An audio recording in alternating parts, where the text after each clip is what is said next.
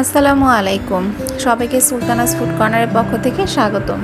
আজকে আমি আপনাদেরকে দেখাবো বগুড়ার বিখ্যাত আলুর ঘাটি।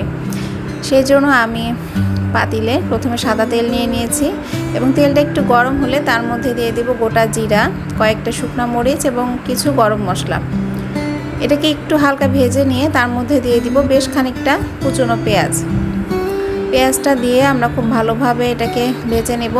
পেঁয়াজটা যখন ভালোভাবে ভাজা হয়ে যাবে তার মধ্যে খানিকটা পানি দিয়ে তার মধ্যে আদা রসুন বাটা দেব, হলুদের গুঁড়ি, জিরা ধনিয়ার গুঁড়া, স্বাদ মতো লবণ এবং সামান্য মরিচের গুঁড়া দিব।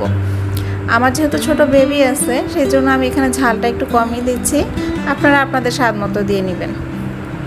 মশলাগুলো দেবার পরে আমি এটাকে খুব ভালোভাবে কষাবো।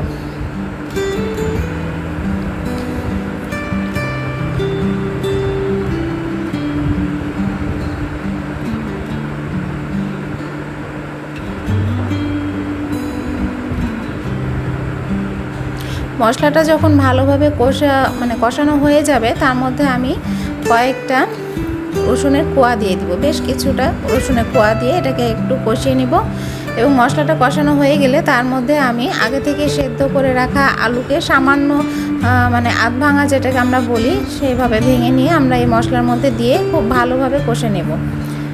এই আলুটা দেবার পরে আমরা এটাকে খুব ভালোভাবে একটু সময় নিয়ে এটাকে আমরা ভাজা ভাজা করে একটু কষাবো।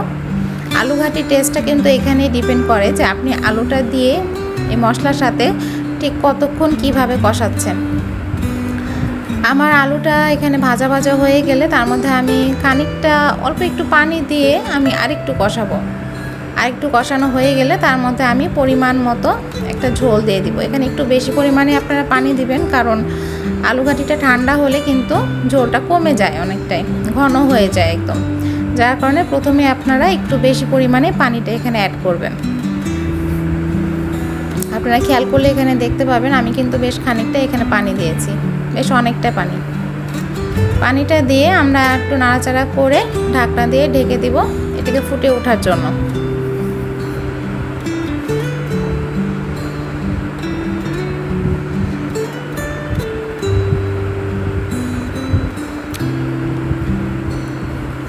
কিছুক্ষণ পর আমরা ঢাকনাটা উঠিয়ে আরও একবার নাড়াচাড়া করে নিব এবং তার মধ্যে কয়েকটা ফালি করে রাখা কাঁচামরিচ আমরা এখানে দিয়ে দিব। আমি এখানে মাত্র 3টা কাঁচামরিচ দিয়েছি, আপনারা আরেকটু বেশি দেবেন। আমি যেহেতু বলেছি যে আমার ছোট বেবি আছে, যার কারণে আমি এখানে ঝালটা একটু কমই দিচ্ছি। মরিচটা দিয়ে নাড়াচাড়া করে আমরা আবারও ঢাকা দিয়ে দিব কিছুক্ষণের জন্য। কিছুক্ষণ পর আমরা আরেকবার নাড়াচাড়া করে ব্যাস আরেকবার ঢেকে দিব কয়েক মিনিটের জন্য। তাহলেই রেডি আমার আজকের বগুড়ার বিখ্যাত আলুর ঘাটি।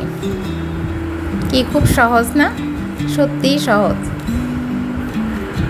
এই তো আমার আলুর ঘাটির ফাইনাল লুক। দেখতে কিন্তু অসাধারণ এবং খেতেও সুস্বাদু।